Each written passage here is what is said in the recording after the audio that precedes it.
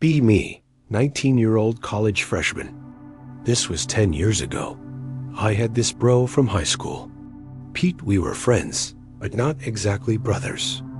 He was a cool guy, and I think I was cool to him. Turns out, we applied to the same college and enrolled, going to the same classes, practically spending all of our time together, away from your family, with your high school life behind you.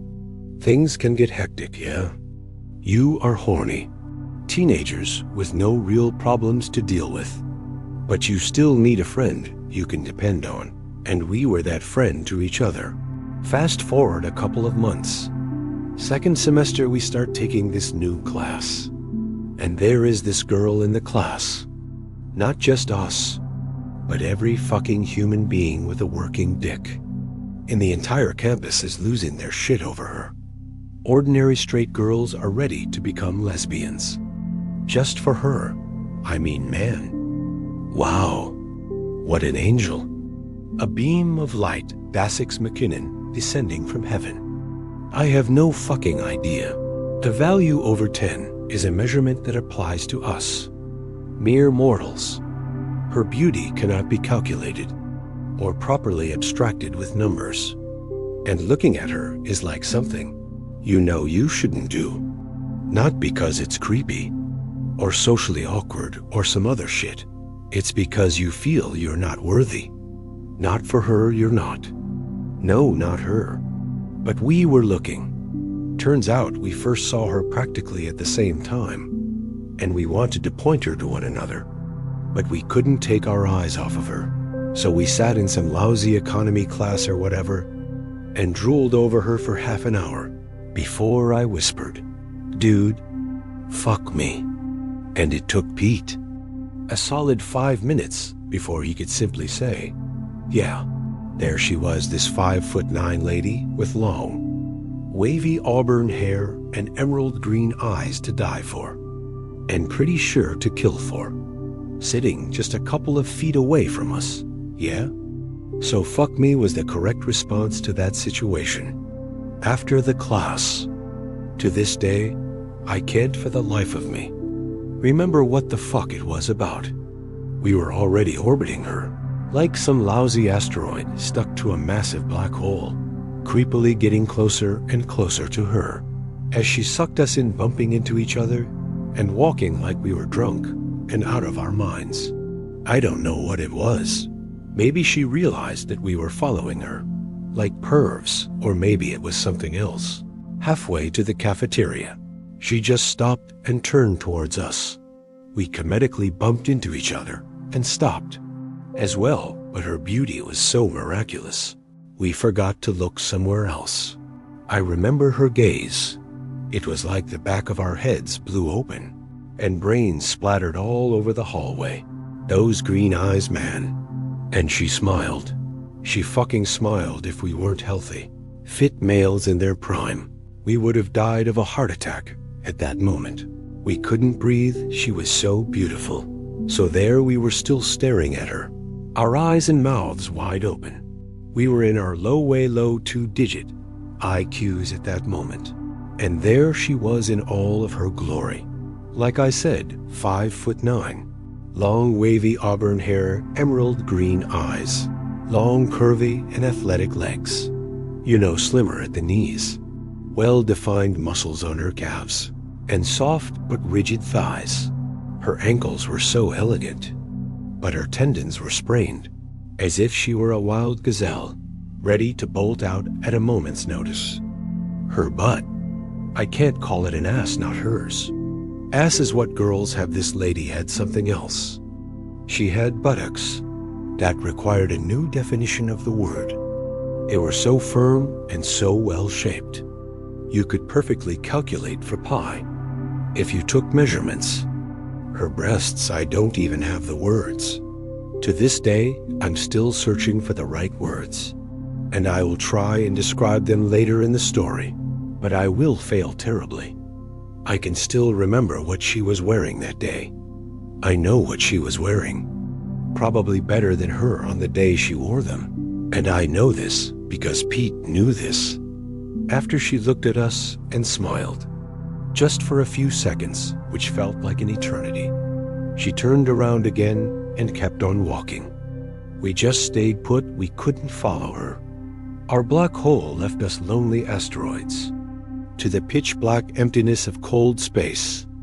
So after the school, we went to our dorm room, with no information about her whatsoever. No name, no nothing.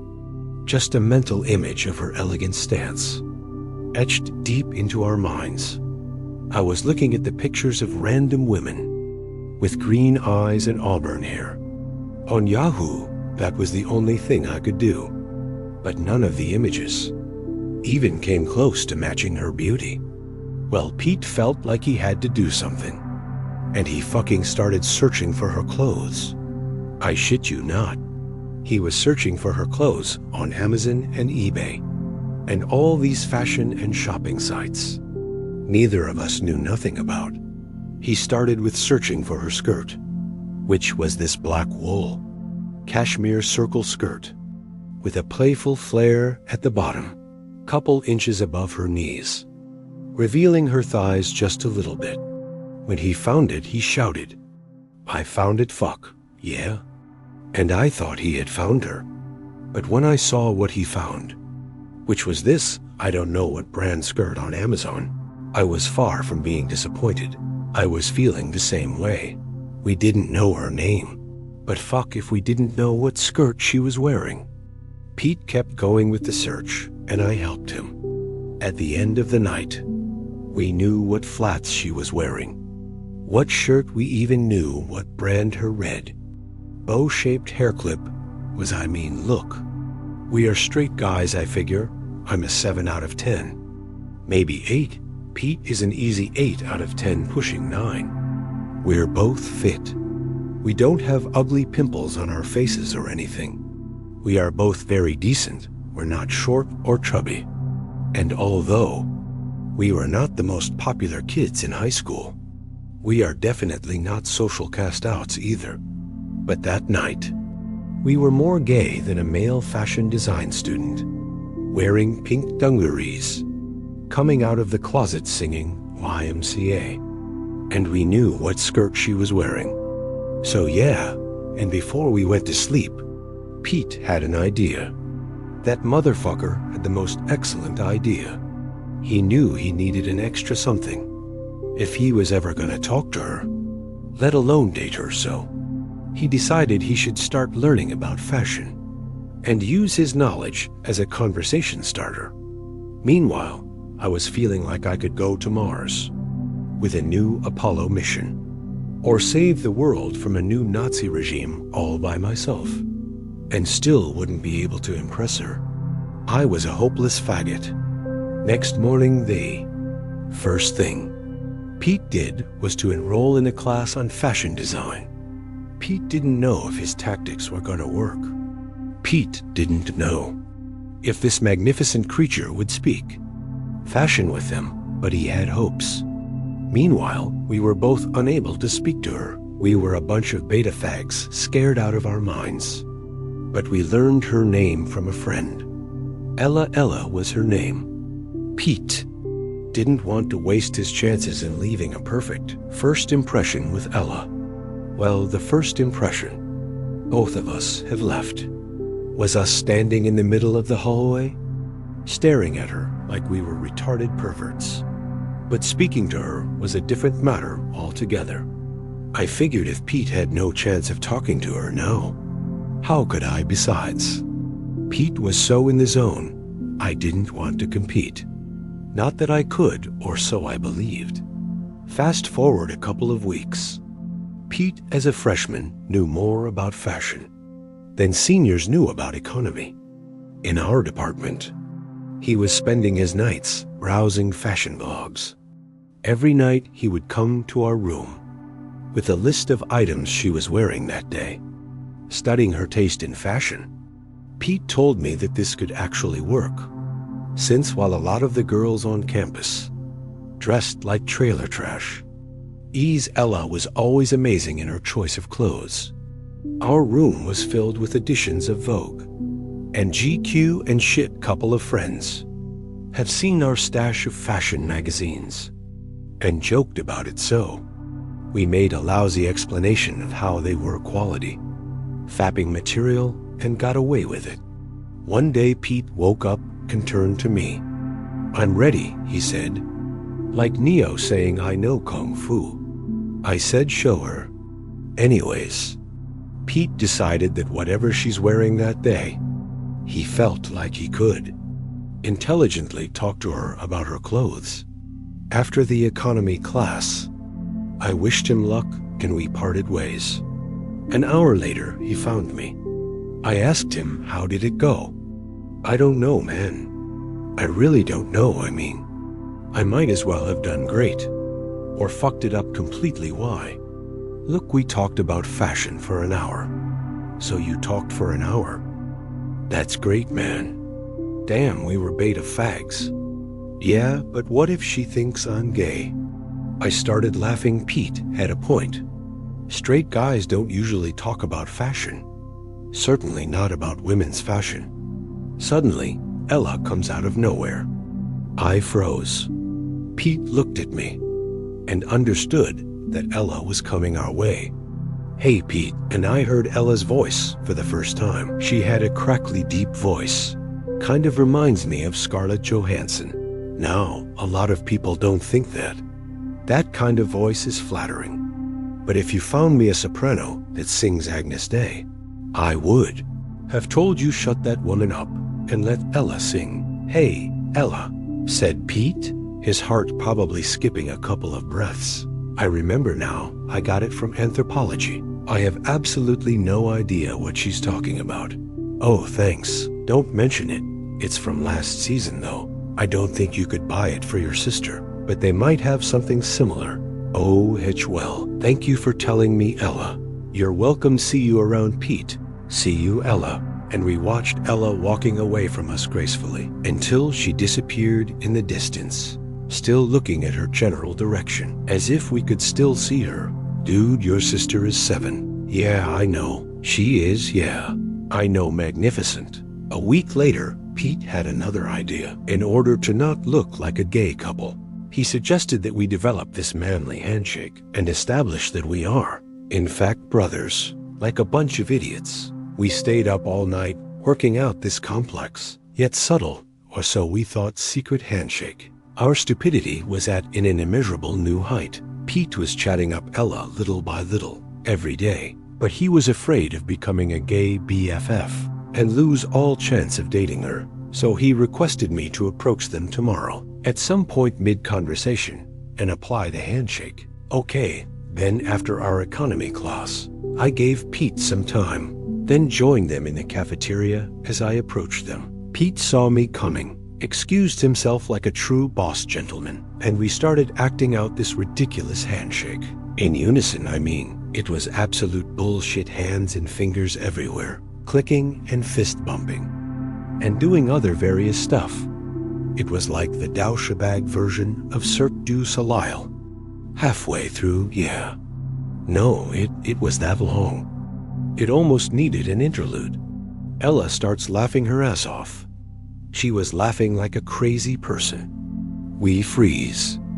The blood drains away from Pete's face, pale as fuck. We realize that we just fucked up.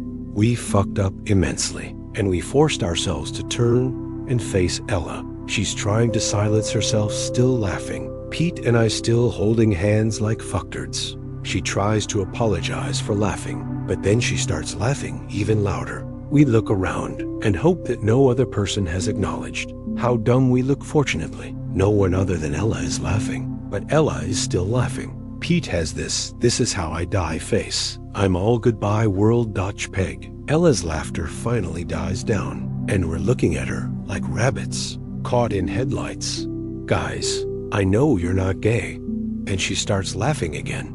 Pete looks like he's about to shit his pants, and I don't know what it was. Maybe I started losing my nerve, or maybe it was like a chain reaction to Ella's laughter. I start laughing my ass off as well. That manly handshake started playing out in my head over and over again, and I began to imagine myself doing the handshake. and realize how absolutely idiotic it must have looked. Like Pete starts laughing as well. All three of us are crying at this point now. People are looking at us like, what the fuck? And that was how I met Ella. We finally sit down. I'm still chuckling like an ape. I extend my hand towards Ella. Hi, I'm Anon. She firmly grabs my hand. My God, her hands are beautiful. Long, slender fingers embrace my hairy man paws. Like the branches of a delicate flower, she has a very cold touch, almost freezing, but at the same time, it's such an awakening feeling. I can feel the hairs on my forearm rising. Hi, Anon. I'm Ella. She responds with a warm smile and an incredibly sharp, piercing gaze. Her spellbinding green eyes are filled with both I got you now attitude and an older sister's love. I melt. For how long have you guys practiced that stupid handshake? She asks. We start blushing like 5-year-old kids all night. Pete answers as silently as possible. Ella claps her hands and pops a loud chuckle. I knew it, waving her finger towards us. You guys are insecure. Pete grumbles. Oh, it's so cute. She puts on a funny face, pouting her spectacular pink lips. I'm losing my grasp on the English language. Right about now, well guys, I know you're not gay, but you're definitely homophobic. Well, we're not. I try to defend myself futilely. Oh, it's okay, Anon. She smiles. I can understand that feeling. Pete must be losing his mind. He just sits there, trying to find a way to regain his composure. Oh, come on, Pete. I know you would feel uneasy talking to me about fashion. Pete looks shocked. He doesn't understand how we could be sidelined so hard. But he tries to make a case, which I assume he has none. It's really okay, Pete. I can sense that. You've been working on fashion for some time. Oh, fuck that, Jeff. Our jaws are sweeping the floor, how Pete mumbles. Seriously, I know about your fashion class and your room full of fashion magazines. Ella winks at Pete. I'm about to lose my shit. Pete looks like he's shot by a Cupid's 50 cal machine gun he's crushing hard. Madly in love? How did you know? I asked, since Pete cannot come to the phone right now.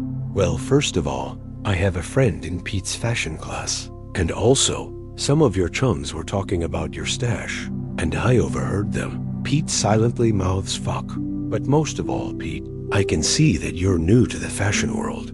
Where did I go wrong? Pete must have been losing his hope at this point. Well, a fashionista, how can I put it, must look more fashionable. Don't you think Ella was right? Granted, Pete didn't walk around wearing shitty flip-flops and baggy sweatpants, but he wasn't actually a fashion icon either. Pete looks like he's about to burst into tears. Besides, your fashion sense has no context. A person who is deeply involved in any subject always speaks in some form of context. As Ella talks about Pete's failure, I feel both incredibly sad and incredibly turned on. Maybe I'm not from a family or a place where there were a lot of smart women around, and maybe I was just a dumb, homophobic, or maybe even sexist fuck who thinks all women learn about everything in life by furiously banging Ken and Barbie dolls into each other in their childhood.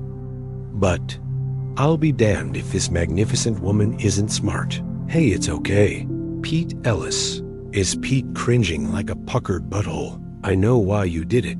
You have nothing to be ashamed of. Pete lightens up like someone stuck a needle full of adrenaline into his chest. Meanwhile, I'm lost in Ella's eyes, studying her beautiful face as she talks. So I'm going to give you your chance. Go ahead, ask.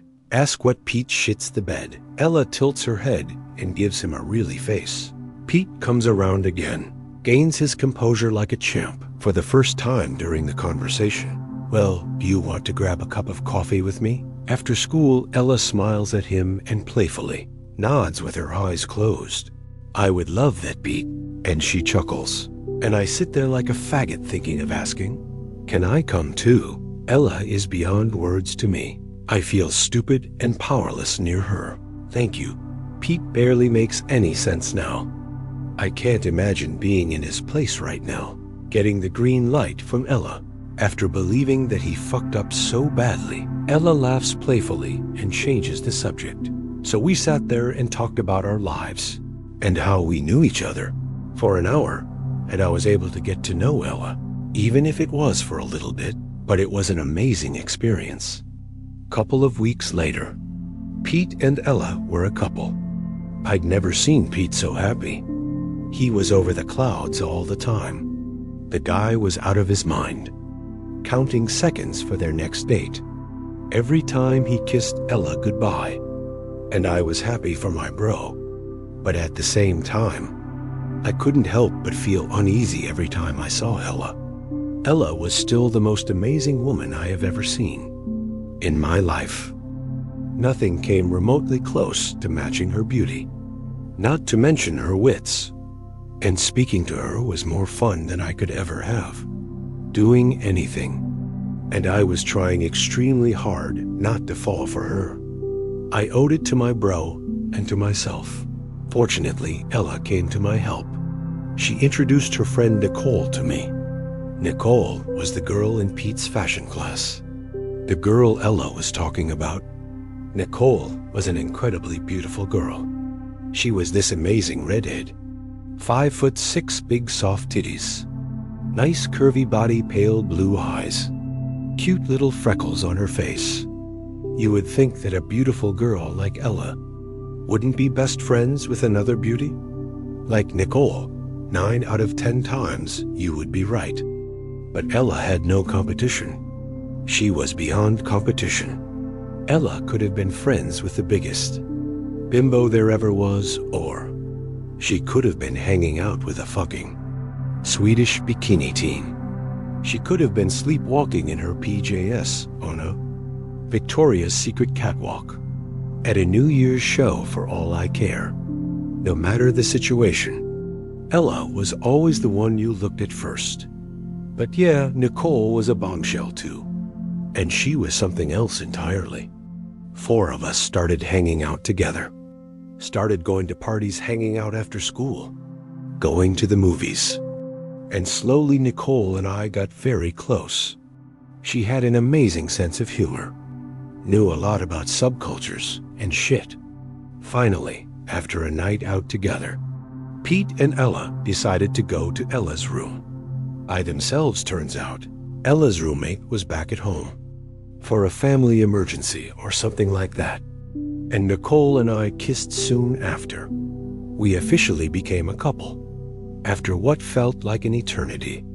I wasn't interested in Ella that much. It felt good not feeling like cheating on my bro. Nicole was amazing in bed, in all things related to sex. She was a dream come true. The fantasies she was into were mind-boggling. The things she wore to turn me on: stockings, garter belts, schoolgirl outfits, surprising me with wake-up BJS after a long night of sex. Oh Lord. Some nights I would think, how the fuck am I supposed to regain my sexual appetite? After this, a couple hours later, there she was again, wearing something ridiculously sexy, doing things you could lose your mind for. The places we fucked and the positions we tried were pure pornographic shit. It felt like half of my daily diet was being used. For producing semen, she wouldn't use condoms. No, sir. Where's the fun in that? She asked me the first time we were about to have sex. She sucked my dick like a vacuum and swallowed everything, smiling like a sassy high school girl, always wanting more and more. Good thing I was fit and young. You can't do some of the things she asked for. When you're 29, I would eat her out until I couldn't feel my tongue. The girl was a queen of multiple orgasms. There was no stopping until she said enough. Her sexual needs were so immense. I had a hard time satisfying her. I was scared shitless if there would come a time when I'm simply not enough. But she was loyal and honest as fuck. Never even flirted with other guys, let alone cheat on me. I was really skeptical at first. It's complete opposite of what you would expect. I somehow raised the issue with a delicate, yet curious manner. I was treading lightly. Didn't want to offend her. You're mine and on, and I'm yours, she told me. Nothing will change. That until such a time comes that we both decide Otherwise, she would furiously declare, if there ever was a woman made out of wife material, Nicole was the ultimate prototype. Her understanding of a relationship was beyond belief, and her connection to me was unbreakable. She was so incorruptible. She would straight up hit the guys, trying to chat her up in their faces. You come near me again, and I swear to God, I will use my entire boyfriend like a retractable baton and fuck you in the ass with him. That's an actual fucking quote. I heard her shout at some poor kid. Holy fucking shit. And there I was standing, like a bait of fag who has just won the lottery. My diamond-hard dick pulsating to her commanding voice. Then she kisses me like there is no tomorrow. Finds an empty room, like in a house full of partying people. Hangs my sock on the doorknob and fucked my brains out. Yeah, that was Nicole in a nutshell. So I have never imagined there would be trouble at the paradise. But come summertime, something else happened. My dad asked one of his old friends in LA for an internship position on my behalf. His friend accepted me to his firm. And while everyone was having a great time, I was supposed to work at the accounting department of this design office in LA. This meant that I wasn't going to spend my summer satisfying Nicole or doing anything fun. For that matter, before she went to the airport, Nicole kissed me, as if we weren't going to see each other again. Like ever. You don't forget who you belong to, mister. She told me with tearful eyes. I won't, Nicole. I promise. Man, the love and care this girl had showed me was something else. Even though I told her numerous times that I loved her, and I meant it, I had this feeling that my love for her didn't even come close to what she felt towards me. You take care of yourself. You hear, and she left hesitantly, walking backwards to her bus to the airport. Pete had already gone home the previous weekend, so I was all by myself, walking around in this college ghost town, on my way back to the dorm, wanting to pack my stuff ASAP and get ready for my flight to LA. There she was walking towards me. Ella. Hey, Sapanon. She greeted me with a warm smile. Hey, Ella. I just sent off Nicole. Oh, you guys, she cried, right? With a snappy laugh, I know, she cried. Well, you know her, right? She loves you, Anon. That's why Ella reached out and stroked my arm, showing that she cared.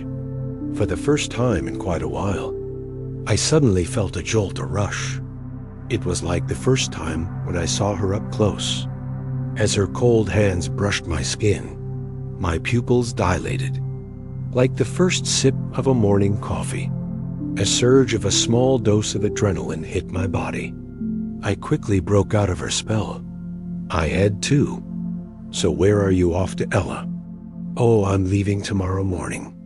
Off to see my parents in LA. What? We might be on the same flight. That was the most sexually neutral thing I could think of. At that time, you serious? What are you doing in LA? Ella asked with a delighted curiosity, her big green eyes glimmering with excitement. I have this job my dad arranged for me. I'm not exactly going there for a vacation. I pouted. Oh, don't worry, Anan. I'll keep you company. It'll be fine. I promised, cheerfully reassuring me. My heart skipped a beat before I could say anything. Oh, look at the time. I gotta go now, but hey, see you at LA, if not earlier. She winked at me. She waved and started walking in the other direction, after mumbling some non-intelligible verbal expressions like, hey, you boy. What I waved at her and watched her disappear around the corner.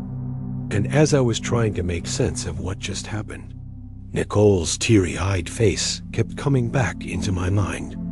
I felt like a complete asshole. What the fuck am I so excited about? I mean, Ella is my bro's girlfriend. She's best friends with my girlfriend. What the fuck am I thinking? Why am I suddenly feeling awkward again?